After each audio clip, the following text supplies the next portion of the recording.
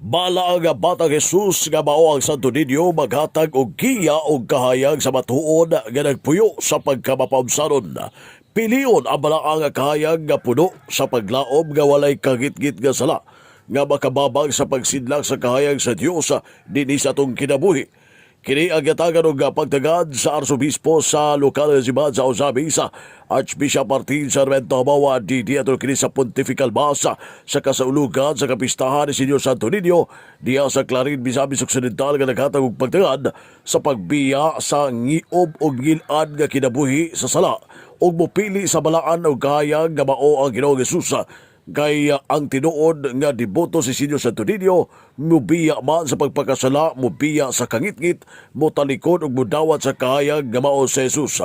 Samtang yatagan usab og pagtagad sa arsobispo nga ang mga tinuod nga nagdebosyon ni Senyor Santo Niño naghupot sa pagkamapamsanon bisan sa kataas nga naabot sa kinabuhi, dili mamahimong mapahitason og dili hambugero og dili nagpakaarong ingnon kay sama sa pagbasa kagapon nga si San Pablo nagpabiling kini mapamsanon. Busa ang kinabuhi ni Senyor Santo Niño nagtudlo sa mapasar sa bispo alang kanato nga magpaubos kay si Jesus na tao man sa yanong banay nga pinaagi ni Jose ug Maria ug dili sa mga banggiitan nga pamilya ug gianak usab sa pasungan ug gibutang sa lawganan sa hayop kay iyang kamatayon usab ni Jesus diha sa krus. Busa ang kapistahan ni Senyor Santo Niño sumapa sa nagunang magbalantay nagtudlo sa pagpuyo sa pagkamapamsanon og dili sa pagkagarbuso kay kinaiyaman kini nga mapaytason ang pagkagarbuso bisan sa taas nga naabot sa kinabuhi puy-an sa kanunay ang pagkamapawbsanon kay ang langit giandaman niadtong mga tao nga mapawbsanon. Ano tibi kamay payag sa nagunang magbalantay sa Archdiocese sa Osabi sa Turkini sa Pontifical Mass nga gipaygayon diha sa kapistahan ni Senyor Santo Niño diha sa Balaang Bata nga parokya sa Clarin, Misamis Occidental. Ang kinabuhi sa Batang Hesus, ang Santo Niño, nagtudlo usab kanato nga kita magpaubos. Siya na tao sa yano nga banay ni Jose ug Maria ug dili sa mga banggiitan nga pamilya niadtong panahona. Siya gianak diha sa pasungan ug dili sa nindot nga mga talad. Siya gibutang sa lawganan sa mga hayop ug dili sa komportable nga tulganan.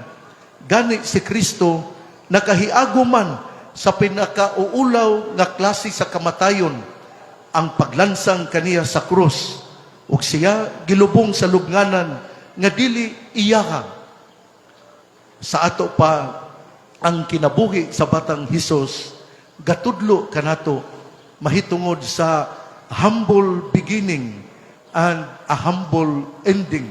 Ang payag sa arsobispo sa lokal na Sibad sa Archdiocese sa Osabi alang sa DX-17 de Campana, ang Radio Sibad Dominio Manuel Ronquillo Jr. Danag sa nakpan.